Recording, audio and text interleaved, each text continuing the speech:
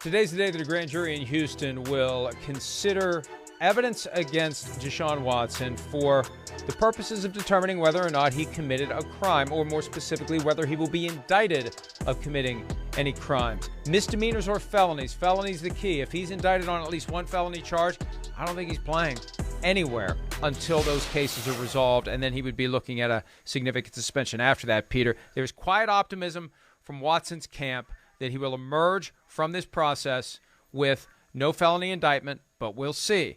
The key person in all of this is the prosecutor, because whether or not indictments come and whether or not they're for felony charges and misdemeanors is driven by how zealous and determined and motivated the prosecutor is to get that indictment, because it's just the prosecutor.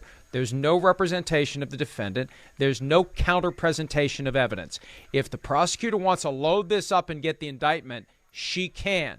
Conversely, if she realizes it's going to be a tough case to try, reasonable doubt is everywhere, not really even sure a crime was committed if these allegations are true, you present the evidence in a way, Peter, that it results in no indictment. But it all comes down to how aggressive or not the prosecutor will be, and how curious or not the grand jurors will be about possibly wanting more evidence. They hope to get this done today.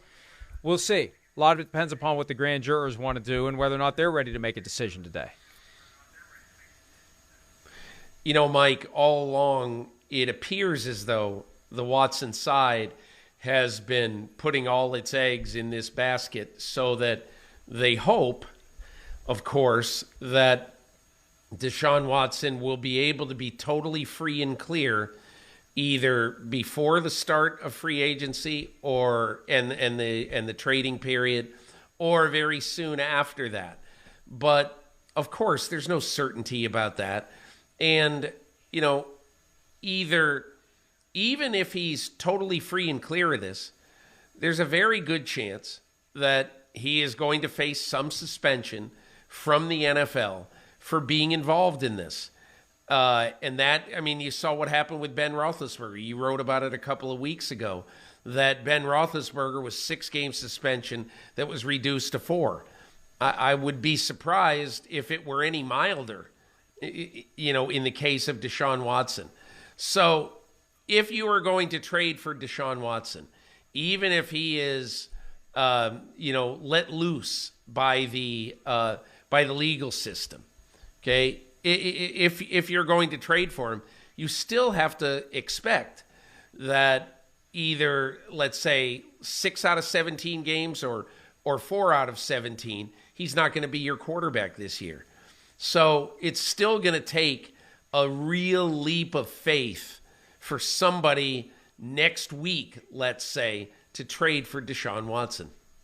It's a long-term play, though, not a one-year play. It's a 10-year play if you make this trade. And, Peter, something that occurred to me, and I got to take a break here, but the fact that the grand jury is taking this up today before the start of free agency, that could be interpreted as a subtle indication that the prosecutor understands what this means to Deshaun Watson professionally and is willing to move this forward now with the anticipation that maybe there won't be a strong presentation of evidence and maybe there won't be an indictment so he can get on with his professional life. We'll see. We may know more by the time PFTPM comes on the air at 5 Eastern today.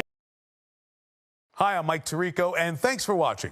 Make sure to hit subscribe for the latest news and highlights from NBC Sports.